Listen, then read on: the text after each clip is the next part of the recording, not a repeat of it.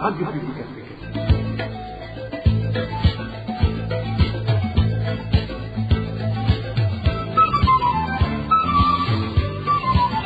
Radio Publique Africaine.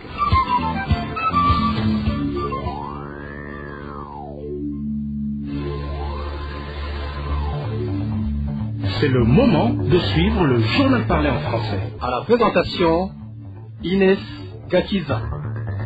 Merci d'être au rendez-vous de notre édition du 8 janvier 2026. Bonsoir ou bonjour, les principaux titres pour commencer.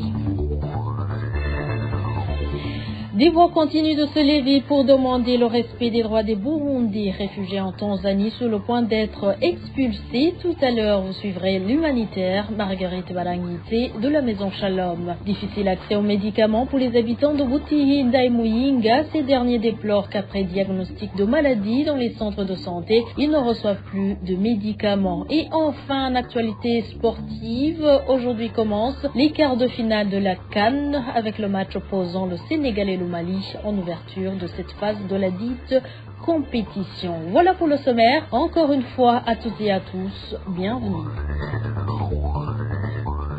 Commençons ce journal par la page sécurité. Un corps sans vie a été découvert ce mardi 6 janvier 2026 sur la colline Mugumure, commune Nyanza, province Burunga. D'après des sources locales, le corps de la victime, originaire de cette même colline, a été retrouvé enfermé dans sa maison. Il avait des lésions causées par une arme blanche, notamment au niveau du cou. 2 personnes soupçonnées dans ce meurtre ont été interpellées par la police. David Claude Manana nous en dit plus. L'homme retrouvé assassiné de manière atroce sur la colline de Mugumure était connu sous le surnom de Mukonangwe. Il exerçait comme abatteur de porc au centre situé sur cette même colline. Selon nos sources, la victime était portée disparue depuis le 3 janvier avant d'être retrouvée morte dans la maison qu'elle occupait auparavant. Les mêmes sources indiquent que ses agresseurs l'ont tué puis enfermé dans cette habitation afin de dissimuler le crime. Les témoins ayant vu le corps affirment qu'il a été sauvagement assassiné.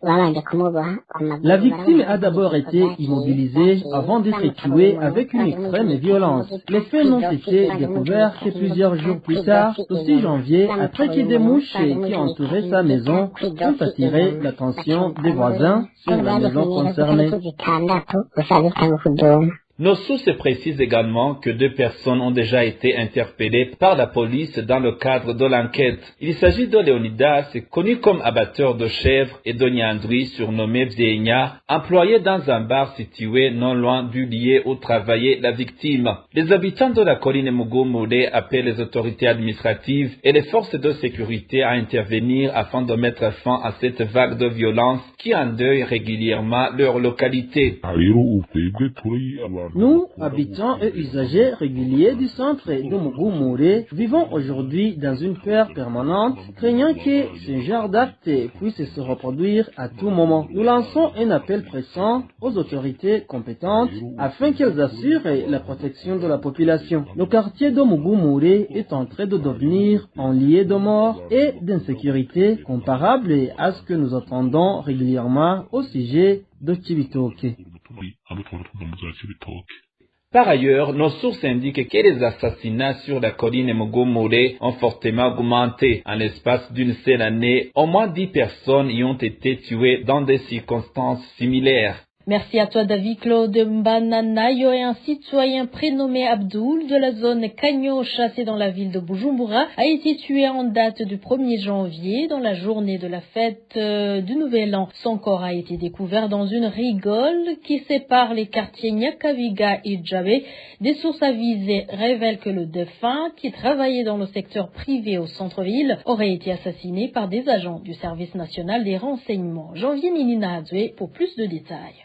Les informations dignes de foi que la RPA a recueillies révèlent que le défunt prénommé Abdoul, habitant de la zone Kanyosha dans la ville de Bujumbura, a été appelé au téléphone le 1er janvier vers 5 heures du matin par un individu qui lui suggérait de se rendre avec lui au sport. Selon les voisins, Abdoul s'est réveillé et est parti en tenue de sport pour répondre à l'appel de son ami. Dès lors, personne n'a été au courant de ces nouvelles. La famille n'apprendra la mort d'Abdoul qu'à partir de l'accident de roulage qui s'est produit sur la route entre entre les quartiers Nyakabiga et Javé, lorsque les gens qui venaient constater les dégâts ont du coup découvert un cadavre immergé dans les eaux d'une rigole où ses bourreaux l'ont jeté. Comme l'indiquent les témoins oculaires, et cela transparaît même sur les photos dont dispose la RPA, Feu Abdoul a été exécuté à coups de marteau, l'un sur le front du visage, l'autre sur l'arrière. À ce moment alors, il y en a ceux qui l'ont reconnu comme étant l'habitant de Kanyosha, ou encore comme propriétaire de maisons de coiffure au centre-ville et d'un atelier de fabrication de divans salon ministre sur l'avenue de l'université. Certaines de nos sources avisées nous ont dit que les soupçonnés qu'Abdoul aurait été tué par les agents du service national du renseignement au moment où il était un ami proche et de longue date du général Alain Guillaume Bunyoni, ancien premier ministre. Une hypothèse qui émanerait des rumeurs selon lesquelles Guillaume Bunyoni aurait été sorti de l'hôpital Kila Hospital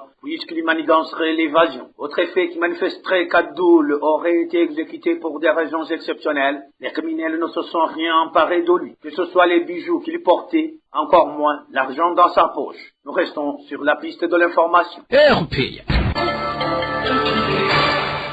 C'est toujours le journal de la RPA. Parlons réfugiés à présent. Le centre Maison Shalom condamne fermement la décision du gouvernement tanzanien de renvoyer de force les réfugiés burundais. Marguerite Balangiti, fondatrice de ce centre, affirme qu'elle a toujours plaidé pour leur protection auprès du HCR et de l'Église catholique, mais que ces appels restent ignorés. Ça me fait tellement mal. D'autant plus que je suis lauréate du prix Nansen et que on m'a décerné son prix en 2005. Je suis attristée par cette situation. J'ai essayé de plaider quand j'étais au Vatican le 26 octobre, de parler avec le clergé tanzanien, de parler au Vatican de ce scandale du XXIe siècle. Donc, mon message est unique. Un réfugié, si vous accueillez vos propres frères et sœurs, parce que nous sommes une seule famille humaine, et d'autant plus que je suis chrétienne, je dis tous sont des enfants de Dieu. J'ai osé parler à l'Union européenne. J'ai été à Genève.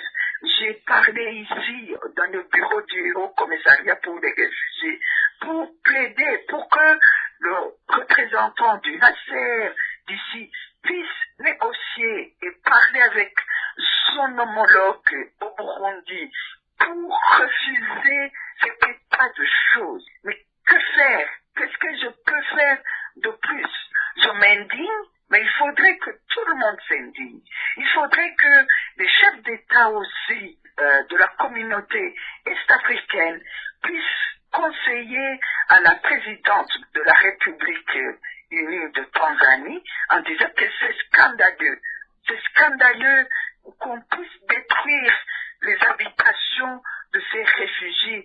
Et c'est scandaleux le Haut Commissariat pour les réfugiés à Genève ne puisse sanctionner la présidente. Et ce qui est quand même scandaleux, c'est que c'est une mère.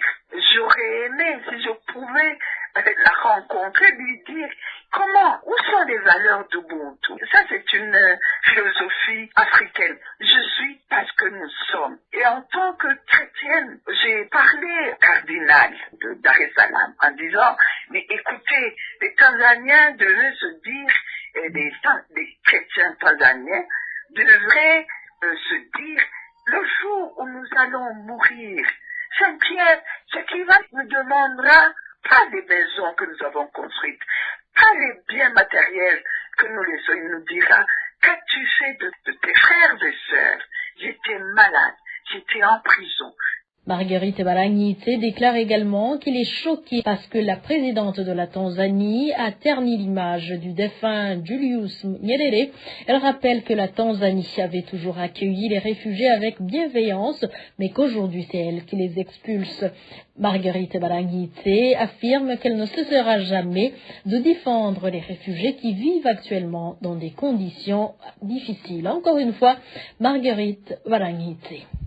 Mon message, c'est de leur dire nous sommes au XXIe siècle, nous ne pouvons pas, et ils ont signé, je viens de le dire, ils ont signé cette convention, ils doivent, ou bien alors qu'ils se retirent de cette convention, qu'ils disent, nous ne voulons plus abriter et nous nous retirons de cette convention de 1951. Et en plus de cela, je fais appel je dirais, c'est une maman, qu'elle pense aussi qu'un jour, parce que être réfugié, c'est pas une maladie uniquement destinée aux adultes. Demain, elle peut se retrouver où ses enfants, elle aussi exilée. Qui peut dire qu'elle ne va pas s'exiler un jour dans un monde où il y a tellement de mal? Le mal du siècle, c'est le refus de l'autre, alors que nous devrions créer de l'harmonie. Alors, moi je lui demande, en tant que mère, de penser aussi aux autres mamans qui sont dans la détresse aiguë. Et les organisations humanitaires TPO, MSF, Terre des Hommes et Spring ont uni leurs efforts pour apporter une aide d'urgence aux réfugiés congolais du camp de Busuma, situé dans la commune de Ruyigi, province Buhumuza. Entre autres assistances, la mise en place d'une clinique mobile pour faire face à l'épidémie de choléra qui sévit dans le camp. Les responsables de la santé sont débordés. Chaque jour, entre 1500 et 2000 personnes présentant des symptômes de diarrhée sévère sont accueillies et la majorité d'entre elles sont diagnostiquées positives au choléra. Et parlant santé sans transition, je vous l'avais dit au début, les habitants des communes Muyinga et Butihinda, c'est dans la province Buhumuza, déplorent qu'ils n'ont plus accès facile aux médicaments dans les centres de santé. Dans ces structures sanitaires, les examens médicaux sont faits aux patients, mais pour ce qui est des médicaments, soit on leur donne une quantité insuffisante, soit on les envoie les chercher ailleurs. Les détails avec Eric Nyonzima. Ceux qui se sont entretenus avec la RPA parmi les habitants qui se soignent dans les différents centres de santé des communes de Muyinga et Butihinda déplorent qu'ils ne reçoivent plus de médicaments sauf les examens médicaux qui sont encore réalisés. Ils précisent que les médicaments les plus souvent manquants sont ceux contre le paludisme et contre les vers intestinaux. Cet habitat témoigne. Dans presque tous les centres de santé relevant de la zone de santé de Muyinga et de celle de Gasho, il n'y a pas de médicaments. La plupart du temps, quand on sera pour se faire consulter, on ne reçoit que des examens médicaux sans traitement. Parfois, on a trouvé que quelques médicaments contre le paludisme, mais même pas de paracétamol. Au centre de santé de Muyinga, proche de l'hôpital régional, la situation est la même. On y fait uniquement le test du paludisme sans chercher d'autres maladies. Il en est de même au centre de santé de Kibuganya et même à celui de Kibuganya situé dans la même zone. Là aussi, on ne fait aucun autre test car il n'y a que des centres dans cette zone et aucun ne dispose de médicaments, même pas ceux contre les vers intestinaux. Celui qui en a besoin est obligé d'aller acheter ces médicaments lui-même dans les pharmacies ailleurs.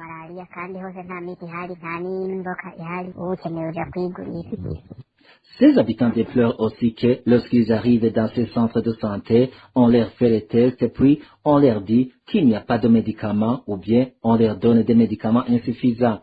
Ils doivent aller les chercher dans des pharmacies privées. Ils nous disent qu'ils n'ont pas de médicaments et même s'il y a un peu de médicaments contre le paludisme, ils te disent que c'est tout ce qu'ils ont. Il n'y a même pas de paracétamol. Ce que nous avons constaté, c'est que la plupart des patients souffrent de vers intestinaux et de paludisme car peut déjà passer d'autres types d'examens. La plupart du temps, on les fait uniquement le test du paludisme.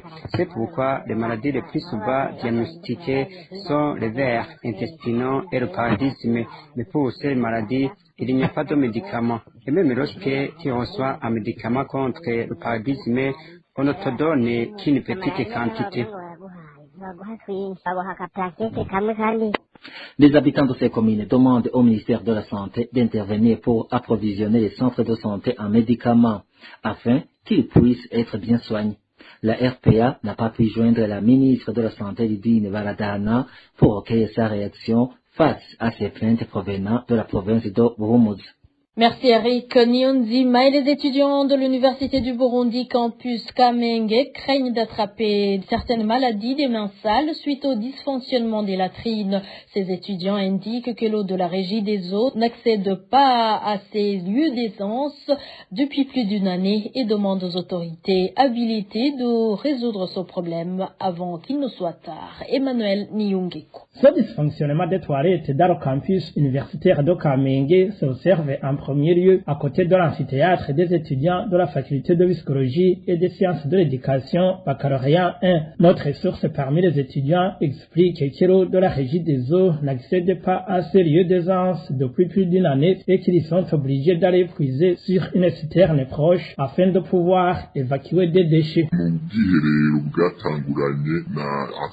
Ce sont des toilettes qui datent de la construction de l'amphithéâtre. Après cette activité, on a mis en place des toilettes publiques côté filles et côté garçons, mais ces toilettes n'ont jamais été alimentées en eau. L'année dernière, on a fait des réhabilitations, même le réservoir qu'on avait installé pour appuyer n'a fonctionné que pendant une semaine. Nous ne savons pas si cela serait dû au manque de technicité. On s'arrange alors en puisant de l'eau sur la citerne approvisionnée par la régie des eaux. C'est cette eau dont on se sert. Les mêmes difficultés se rencontrent également dans les toilettes érigées en étage qui servent de logement des garçons. Craignant d'attraper certaines maladies des mains sales, ces étudiants sollicitent les autorités habilitées de résoudre ce problème dans les meilleurs délais. Ce problème des lieux d'aisance publique côté garçons existe depuis l'année passée et il n'y a pas encore eu de réhabilitation. Cela nous inquiète que nous pouvons contracter des maladies de manque d'hygiène, comme nous entendons que ces maladies tuent déjà dans la ville de Bujumbura ainsi que dans d'autres localités du pays. Nord d'ici à l'ETS Kamenge, il y a eu présence du choléra. Nous demandons alors aux responsables de l'Université du Burundi de s'activer pour la protection de notre santé.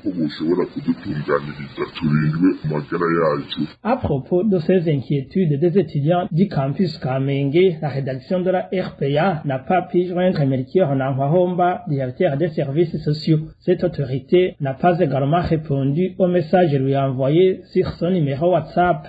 Le campus universitaire de Kamenge compte actuellement plus ou moins 800 étudiants, du moins selon une source parmi les responsables de cette institution.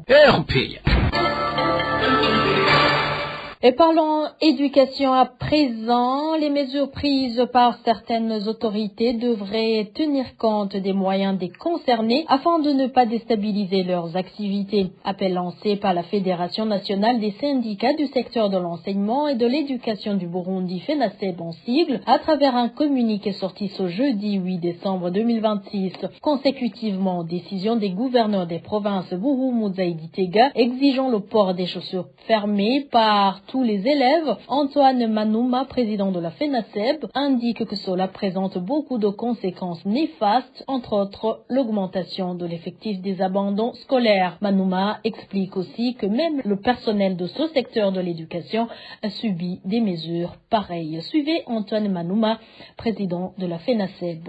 Certaines mesures prises par les autorités à tous les niveaux risquent de déstabiliser le secteur de l'enseignement. On peut citer à titre illustratif la mesure prise par les gouverneurs des provinces Buhumuza et Gitega ordonnant le port des chaussures fermées et des chaussettes blanches par tous les élèves du ressort de leur province.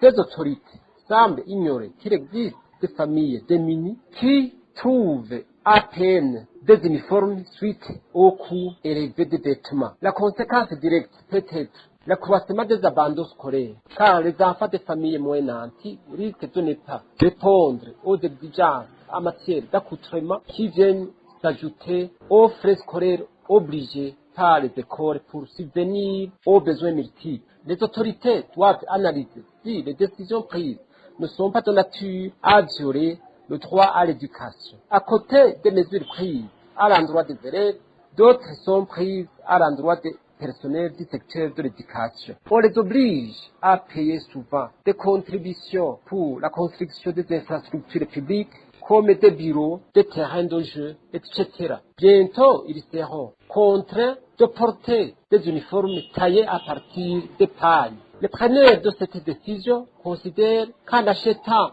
ces pagnes, les fonctionnaires, dont une partie importante est constituée par ceux du secteur de l'enseignement, contribueront à rehausser les recettes de l'État. Ils ignorent toutefois le salaire insignifiant attribué aux fonctionnaires de l'État qui contraint certains enseignants et autres employés du secteur de l'éducation à fuir le pays pour chercher un léger mieux ailleurs. Au sein de la Fédération nationale des syndicats du secteur de l'enseignement et de l'éducation du Burundi, FENASEB, nous demandons aux autorités de réfléchir sur les retombées négatives provoquées par les mesures unilatérales qu'ils prennent, parce qu'ils peuvent ajouter le drame au drame. Cette décision ordonnant le port des chaussures fermées aux élèves de la province Gitega a été prise par le gouverneur de la dite province, Liboire Bigirimana, le 2 du mois dernier de décembre. Et pour la province de Buhumuza, une décision similaire avait été prise en date du 21 août 2025 par Denise Ndaruhekere, gouverneur de cette province. Et sport pour clore cette édition, 8 équipes sur les 24 qui avaient débuté la Coupe d'Afrique des Nations restent dans cette compétition. Ce vendredi à 18h commenceront les quarts de finale avec le choc entre le Sénégal et le Mali. L'édité avec Désiré Atungimana. Les 8 pays qualifiés pour les quarts de finale ont tous gagné la CAN sauf le Mali. Tous ces pays possèdent des joueurs qui évoluent dans de grands clubs en Europe, ce qui montre qu'aucun match ne sera facile. Ce sont des matchs qui vont se jouer avec prudence, puisqu'une simple erreur peut coûter cher. Commençons par le match entre le Mali et le Sénégal. Sur papier, on peut dire que le Sénégal est favori pour cette rencontre, mais si on regarde par exemple le match livré par les Maliens contre la Tunisie en infériorité numérique, on peut dire que ce match n'est pas gagné d'avance, même si les Lions de la Teranga part avec un léger avantage. Le deuxième match de 21h de ce vendredi est le plus attendu de ces quarts de finale. Il opposera le pays organisateur, le Maroc au Cameroun. Devant son public, les Lions de l'Atlas veulent à tout prix gagner cette CAN 50 ans après le dernier titre. À défaut, ça sera un échec total pour ce pays. Les Lions de l'Atlas doivent faire très attention face aux lions indoptables rajeunis qui font chaque fois de bons matchs. Le troisième match de ces quarts de finale opposera le Nigeria à l'Algérie. L'Algérie, qui a souffert face à la République démocratique du Congo, doit s'attendre à souffrir encore une fois devant le Nigeria, très prolifique dans cette CAN. Même physiquement diminué par rapport à son adversaire, l'Algérie est capable de défier n'importe qui. Le quatrième match et dernier match des quarts de finale opposera la Côte d'Ivoire à l'Égypte.